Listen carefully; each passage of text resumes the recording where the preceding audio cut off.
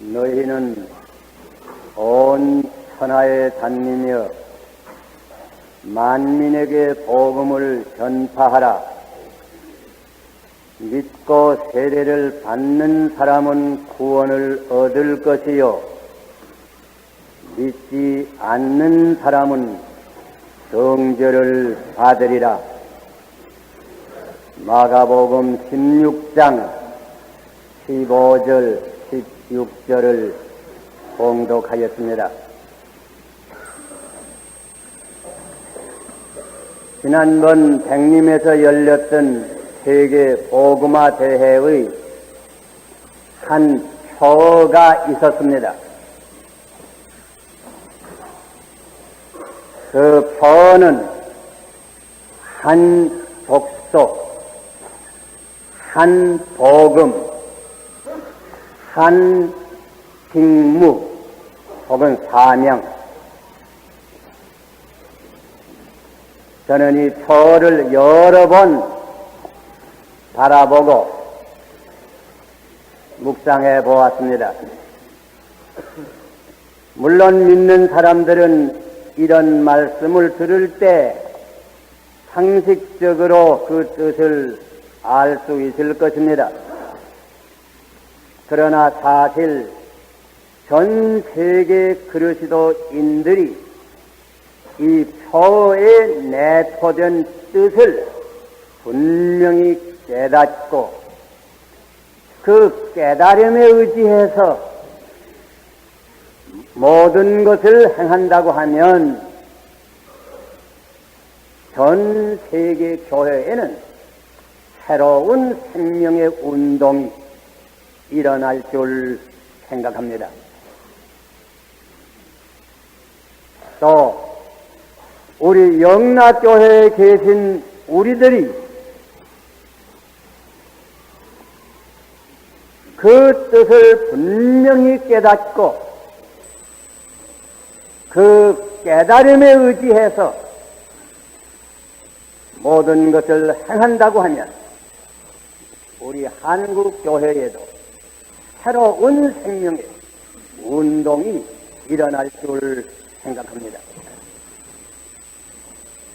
한 족속, 한 복음, 한 직무가 있습니다. 이제 하나씩 생각하는 가운데서 하나님께서 우리에게 이 시간 은혜를 베풀어 주시기를 바랍니다. 한 족속. 오늘 아침 읽은 사도행전 17장은 사도 바울이 유명한 아레오바고 산 위에서 설교한 말씀의 내용이 옳시다. 그 말씀 가운데 이런 구절이 있습니다. 인노의 모든 족속을 한 혈통으로 만드사. 인노의 여러 족속이 있지만은 하나님께서 한 혈통으로 만드셨다.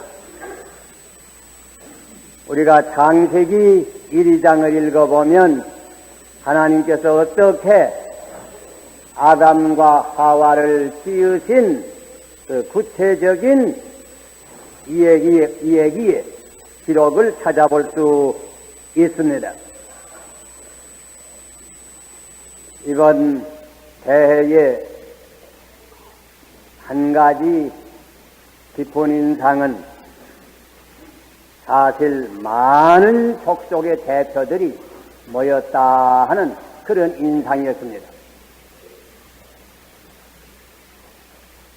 마치 인종 전람회 같습니다. 황인종, 백인종, 흑인종, 홍인종 할 거 없이 세계 종족이 가마 거의 다 참여한 모양.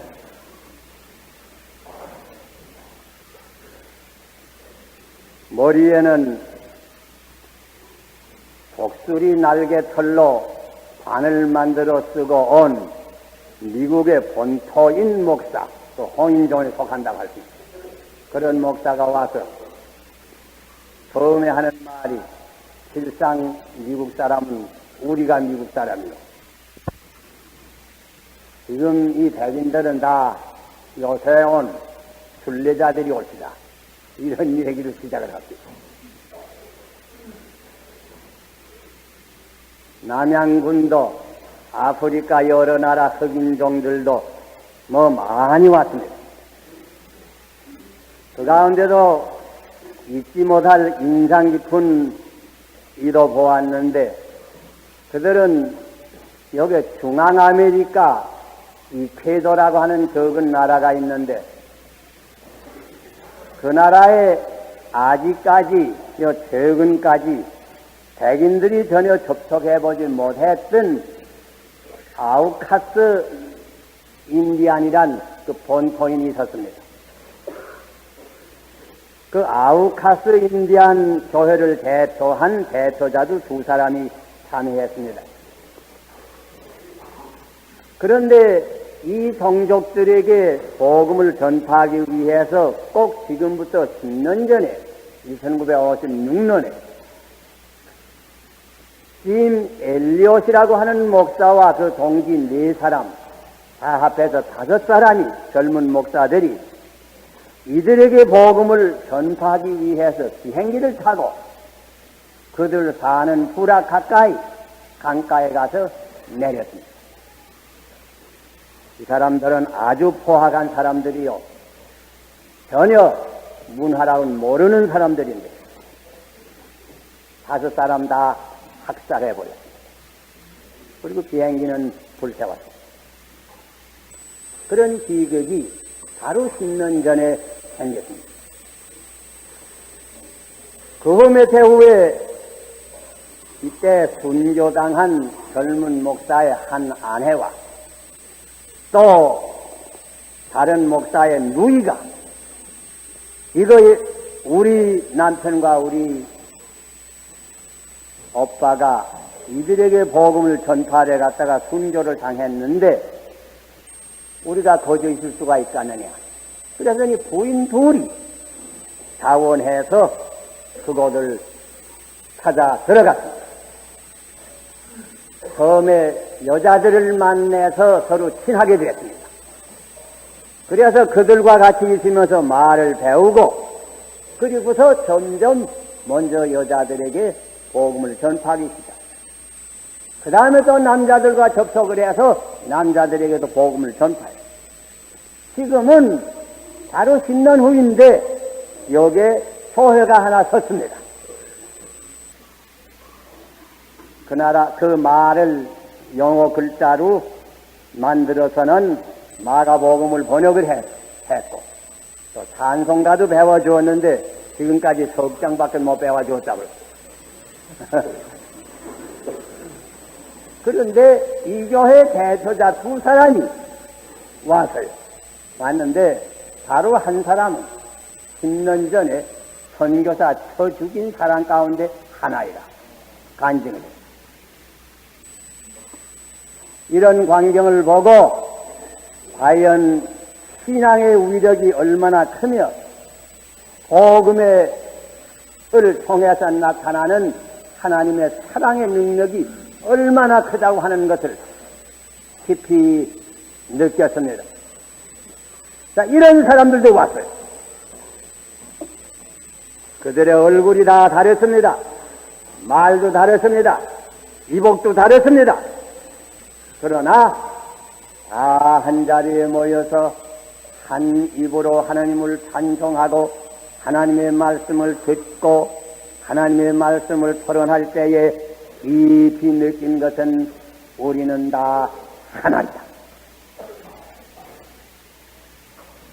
성경에 기록한 대로 한 혈통으로 지음을 받았다.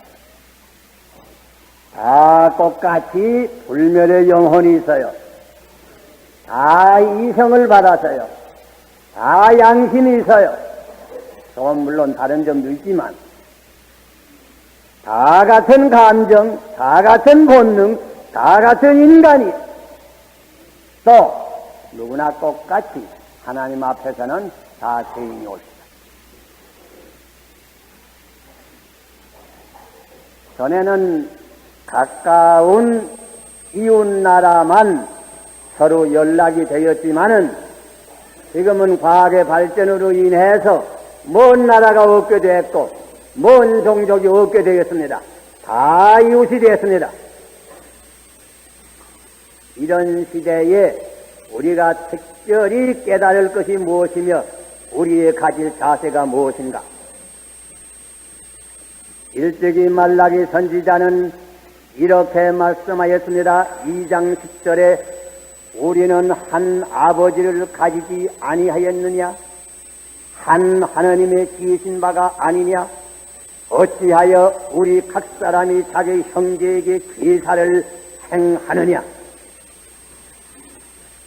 한 하나님의 지으심을 받았고 한 아버지의 자녀면 우리는 다 한 형제입니다. 우리가 다 한 형제가 되고 자매가 되었다고 할 것이면 형제간의 제사를 행할 수는 없는 것입니다.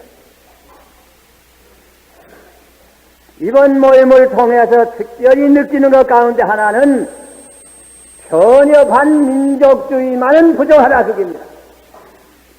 물론 건전한 민족주의가 있습니다. 각각 내 민족을 사랑할 줄 알아야 합니다. 그러나 편협한 다른 민족은 배격하고 우리 민족만 제일이다. 민족 지상주의. 전에 독일의 나치스 사상은 순전히 이런 편협한 민족주의의 소산물이었습니다. 전에도 그런 사상을 용납할 수 없지만은 현세에 와서는 더욱 그런 겁니다. 민족대의 우월감, 편견, 감정, 따라서 차별 대우 이런 것을 믿는 사람은 말할 것도 없고 우리 사회에서 없애야 될 것입니다. 우리 한국은 단일한 민족이 되어서 이런 문제가 별로 심각지 아니합니다. 그러나 여기 미국 같은 나라 보면 여러 민족이 모여 사니까 지금 방금 미국 사회에는 그 백인과 흑인세의 그 인종 문제가 아주 중요한 사회 문제 가운데 하나로 지금 대두하고 있습니다. 여기 미국의 남방에 제가 일찍이 여행 좀 해봤지만은 지금은 그게 점점 변하니까 말입니다. 내가 여행할 때에는 백인들이 음식 먹는 음식점에 흑인이 들어올 수 없습니다. 이발소에 백인 이발소에 흑인이 들어와서 당초 이발을 못합니다. 백인이 구경하는 연극장에 흑인이 못 들어갔습니다.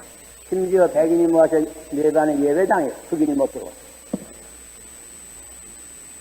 감사한 것은 믿는 사람들이 설선해서 이런 민족 차별을 없애야 되겠다고 해서 지금 방금 굉장한 운동이 일어나서 이런 것을 다 없앱니다. 사실은 미국의 이와 같은 소식이 아프리카 흑인들에게 전파될 때에 복음 전도에 큰 장애가 되었던 것이 사실입니다. 물론 우리나라와 같은 나라는 같은 민족이니까 이런 문제가 없지만은 우리 사회 가운데서도 아직까지 우리가 꼭 지켜버리지 않으면 아니 될 것은 지방심입니다. 이것도 일종의 지방심입니다. 혹은 이남, 혹은 이북, 혹은 경상도, 혹은 전라도. 이런 편협한 지방심들 없애버려야 합니다. 우리는 다 한 혈통입니다. 세계 인류가 한 하나님 아버지의 자손들입니다. 한 족속입니다. 일본 사람들이 과거 40년간 우리 민족을 괴롭게 한 까닭으로 자연히 우리가 인간이니까 감정이 있을 수 있습니다. 그러나 그런 감정도 이제는 다 씻어버려야 됩니다. 우리 기독교회는 본래부터 세계적인 종교요 세계적인 교회입니다. 오순절날 베드로가 복음을 전파할 때에 천하각국으로부터 유대 사람만 온 것이 아닙니다. 그레데 사람도 왔고 아라비아 사람도 왔고 헬라 사람도 왔고 로마 사람도 왔고 다 복음을 듣고 예수 그리스도 이름으로 세례를 받은 것입니다. 사도 바울이 온 천하에 다니면서 복음을 전파할 때 그 동지자들을 볼 것이면 국제적이었습니다. 물론 신라는 유대 사람이었습니다. 마가 요한도 유대 사람이었습니다. 자기도 유대 사람이었습니다. 그러나 아주 사랑하는 제자 디모데는 절반만 유대 사람, 절반은 헬라 사람. 디도는 아주 헬라 사람, 누가는 아주 헬라 사람. 국제적인 동지자들이 모여서 온 세계에 복음을 전파했습니다. 하나님께서 이 교회를 축복하셨습니다. 우리가 요한계시록 7장 9절을 읽어보면 이런 말씀이 기록되어 있습니다. 이후에 내가 보니 각 나라와 족속과 백성과 방언에서 아무라도 능히 셀 수 없는 큰 무리가 흰옷을 입고 손에는 종려나무 가지를 들고 보좌 앞과 어린 양 앞에 서서 하나님을 찬송하는 광경이 보였습니다. 각 나라, 각 족속, 각 방언에서 다 한 자리 하나님의 보좌를 중심해서 모였습니다. 이것이 하늘에 있는 하나님의 교회의 모습이 옳시다. 땅에 있는 교회도 하늘에 있는 교회의 모습을 좀 닮아야 될 줄 압니다. 우리 교회는 민족적 화해의 선봉이 언제나 되어야 합니다. 우리 교회 안에 민족과 국경의 별이 있을 수는 없는 것입니다. 내 이웃을 사랑해라 하시는 그 말씀은 오늘 와서 해석하게 되면 온 세계 사람이 다 내 이웃이 되었습니다. 한 족속. 이 시대는 새 시대입니다. 한 족속인 것을 우리가 분명히 깨닫고 한 형제와 자매로서 살 줄을 배워야죠. 그 다음은 한 복음. 복음도 하나입니다. 이번 백림대회에 가보니 수백 교파에서 대표자들이 왔습니다. 교파는 여럿입니다. 그러나 복음은 하나입니다. 복음은 그 글자 뜻은 때로 번역하면 기쁜 소식이란 뜻입니다. 기쁜 소식. 요새 말대로 알아듣기 쉽게 말한다면 그 영어지만은 뉴스란 말입니다. 뉴스. 복음은 뉴스란 말. 요새 넌말이 가까워 오니까 이제 오래지 않아서 신문지상에 금년 안에 무슨 국제적으로 10대 뉴스가 무엇이니 국내적으로 10대 뉴스가 무엇이니 이런 말이 아마 실릴 거예요. 큰 뉴스를 우리가 듣기를 좋아합니다. 그러나 여러분 항상 기억하세요. 세계적으로 역사가 있은 이래에 제일 큰 뉴스, 제일 복된 뉴스, 기쁜 뉴스, 제일 귀한 뉴스가 뭔지 압니까? 마태는 이 뉴스를 전하기 위해서 마태 복음을 썼습니다. 마태 뉴스란 말이요. 마태가 전한 뉴스. 마가는 이 뉴스를 전하기 위해서 마가 복음을 썼습니다. 누가는 누가 복음, 요한은 요한 복음을 썼습니다. 그 뉴스의 내용이 무엇일까? 예수 그리스도의 생활과 교훈이 옵니다. 하나님께서 모든 인간을 죄악 가운데서 건지시기 위해서 이 세상에 독생자를 보내주신 것은 뉴스 가운데 뉴스요, 가장 귀한 뉴스요, 큰 뉴스요, 기쁜 뉴스.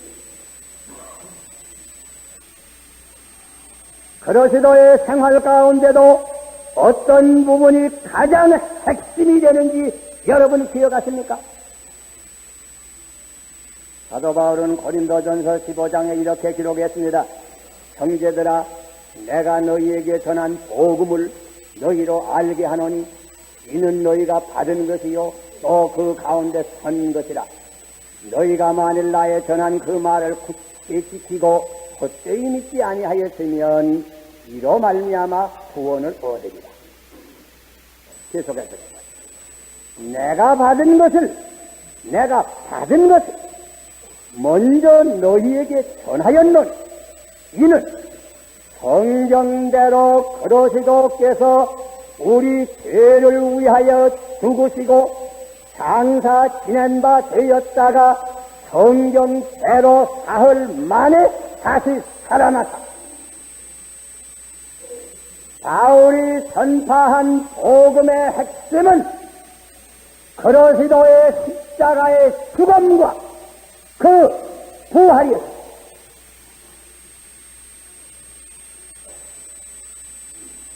소설의 유명한 신학자 에밀 브루너가 한 번은 인도에 갔습니다. 강연을 마친 다음에 예루살렘에 와서 질문을 합니다. 그 가운데 힌두교를 믿는 대학 교수 2사람이 나와서 질문을 합니다. 어떻게 당신이 예수만이 만민의 구주가 된다고 주장할 수 있는가? 세계에 다른 종교도 많고 다른 종교가 더 많지 않은가? 반대로 그때 브루너 박사가 조용히 대답하는 말이 그 다른 종교도 많고 종교가 많은 것도 사실입니다. 그러나 오직 예수만이 만민의 죄를 위해서 십자가의 고난을 받으셔서 죽으시고 사흘 만에 살아났다. 그런 종교가 다른 게 또 있어. 부다가 그렇게 했어. 크리스나가 그렇게 했어. 이렇게 대답했다.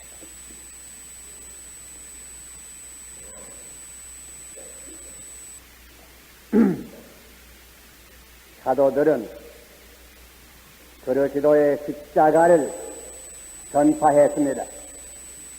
물론 기독교에 심오한 철학이 있지요. 고상한 윤리도 있지요. 위대한 사회 사상도 있지요. 여러 가지가 많아요. 그러나 복음의 핵심은 그리스도의 십자가의 도입니다. 그리해서 사도들은 담대히 나아가서 이 십자가의 도를 전파할 때에 유대 사람들에게는 물론 거리끼는 것이 되었습니다. 지혜와 지식을 사모하는 헬라 사람들에게는 미련하게 들렸습니다. 그러나 사도 바울이 기록한 대로 부르심을 입은 자들에게는 하나님의 능력이요 하나님의 지혜였습니다. 지금은 20세기 올시다. 우리는 20세기에 살고 있습니다.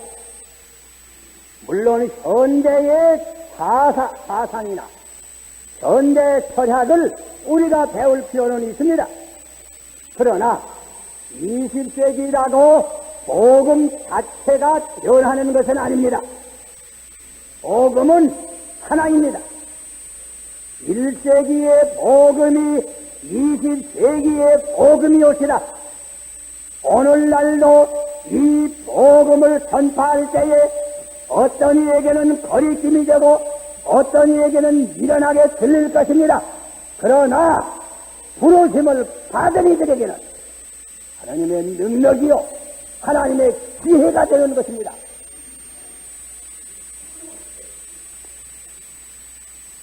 하나님의 미련한 것이 사람의 지혜보다 지혜롭고 하나님의 약하게 보이는 것이 사람의 능력보다 강한 것입니다. 시대는 변하나 복음은 변치 아니합니다. 전도의 방법은 변할 수 있으나 복음 자체는 변치 않습니다. 복음은 하나입니다. 하나님이 세상을 이처럼 사랑하사 독생자를 주셨으니 누구든지 저를 믿으면 멸망하지 아니하고 영생을 얻으리라. 천하 인간의 다른 이름을 가지고 구원을 얻을 수 없느니라. 복음은 오직 하나님. 그리고 셋째, 간직무. 모든 인류가 다 한족. 이들을 구원할 복음이 오직 하나뿐이냐. 이 복음으로 말미암아 구원을 받은 이들의 한 가지 꼭 해야 될 직무가 무엇일까? 그것이 두말할 것 없이 복음 전파. 마태복음에는 이렇게 기록했습니다. 예수께서 나와 일러가라사대 하늘과 땅의 모든 권세를 내게 주셨으니 그러므로 너희는 가서 모든 족속으로 제자를 삼아 아버지와 아들과 성령의 이름으로 세례를 주고 내가 너희에게 분부한 모든 것을 가르쳐 지키게 하라. 올지어다 내가 세상 끝날까지 너희와 항상 함께 있으리라. 우리가 그러시도와 상관이 없다고 하면 모르지만은 우리가 그러시도의 제자가 되었다고 하면 이 명령에 순종해야 될 것이옵니다. 그뿐만 아닙니다. 고린도후서 5장 14절에 보면 그리스도의 사랑이 우리를 강권합니다. 그리스도는 죄인을 구속하시기 위해서 하늘의 보좌를 내어놓으시고 세상에 오셨습니다. 가진 능력을 당하셨습니다. 마지막에는 십자가에까지 고난을 받으시고 죽으셨습니다. 이 사랑이 우리를 강권합니다. 찬송가 있는 말씀과 같이 내 너를 위하여 몸발에 피 흘려 네 죄를 속하여 살 길을 주었다. 너 위해 몸을 주건만 날 무엇이냐. 우리는 그를 위해서 무엇을 줍니까? 우리가 만일 그의 십자가의 사랑을 깨달았다고 하면 오직 이 복음을 전파할 것뿐입니다. 그뿐 아닙니다.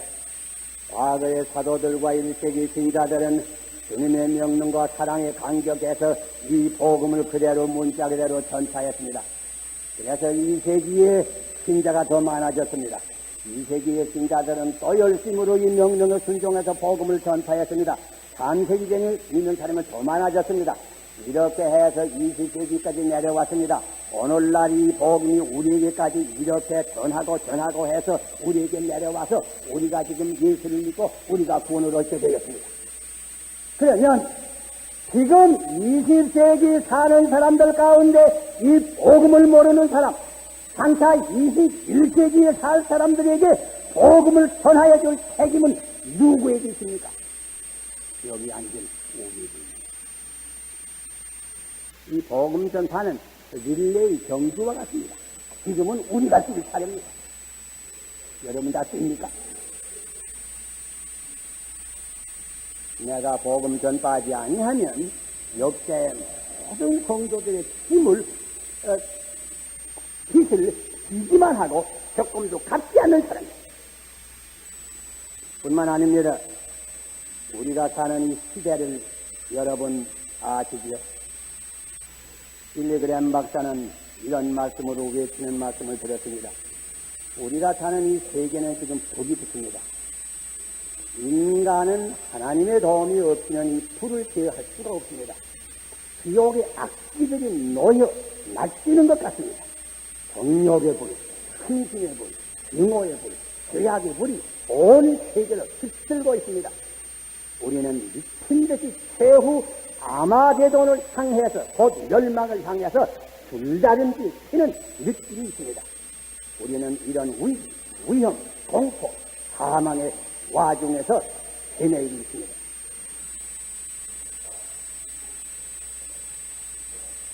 이런 시대에 우리가 살고 있습니다. 눈을 들어 밭을 보라 휘어져 투수하게 되었도다.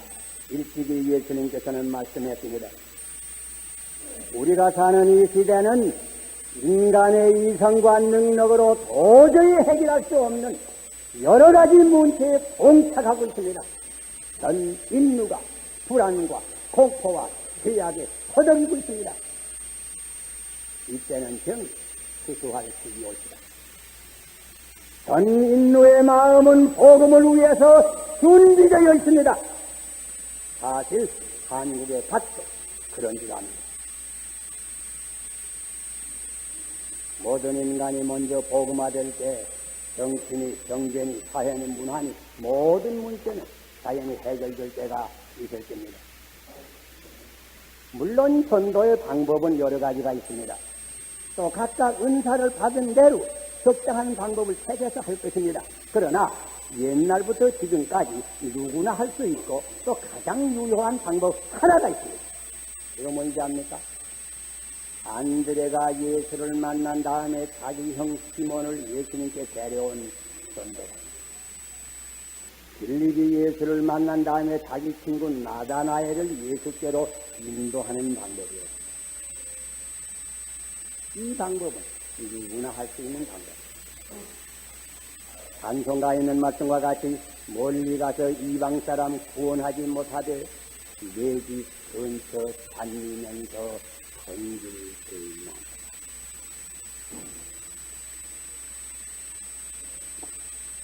한 족속입니다. 이 족속을 구원할 복음은 하나밖에 없습니다. 이미 구원받은 이들의 제일 먼저 할 일은 하나밖에 없습니다. 곧 복음 전파. 이 해도 거의 저물어 갑니다. 여러분 금년에 훌륭한 인위에서 무슨 농사를 지었습니까? 여러분 금년에 한 사람씩 인도했습니까? 이해 다 가기 전에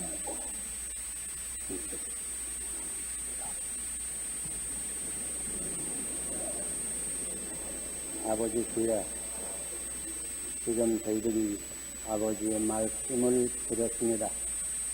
한 족속, 한 복음, 한 진리.